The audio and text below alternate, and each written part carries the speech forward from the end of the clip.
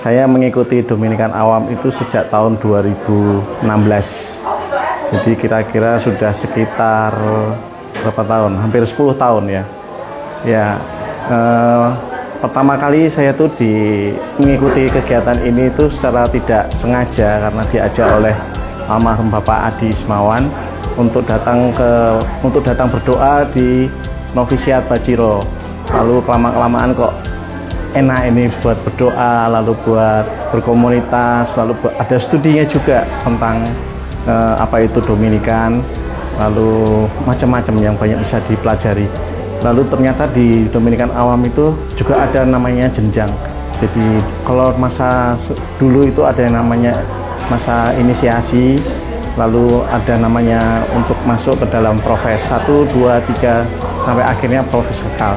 Manfaatnya untuk mengikuti Dominikan Awam yaitu untuk misi keselamatan jiwa-jiwa.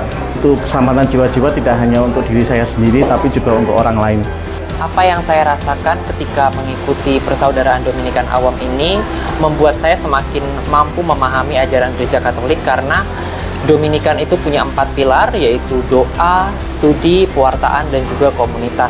Terutama dalam hal studi, saya betul-betul sangat diteguhkan, sangat memperoleh hal-hal baru dari ajaran-ajarannya, dari kemudian bagaimana kita mengenali liturgi Gereja Katolik, sehingga membuat saya semakin yakin dan semakin mantap menjadi orang Katolik.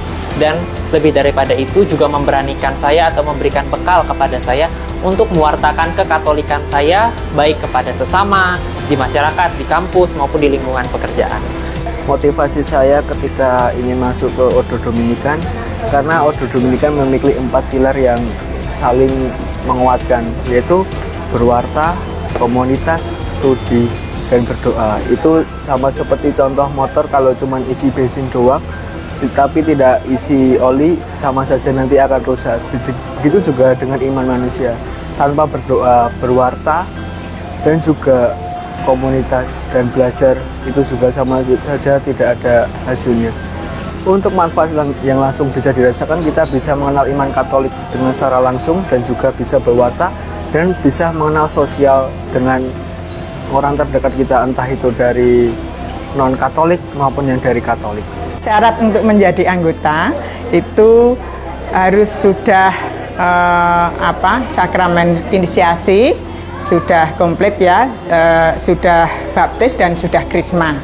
Lalu usia paling remaja sampai ya kita masih ada yang lansia pun bisa, dan juga itu nanti bisa mendaftar lewat kami.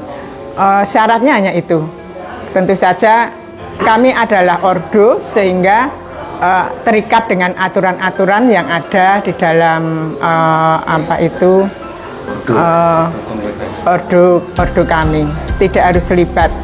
Ada juga yang selibater awam, tapi kami kebanyakan ini anggota kami berkeluarga. Namun kami menghidupi semangat Santo Dominikus itu.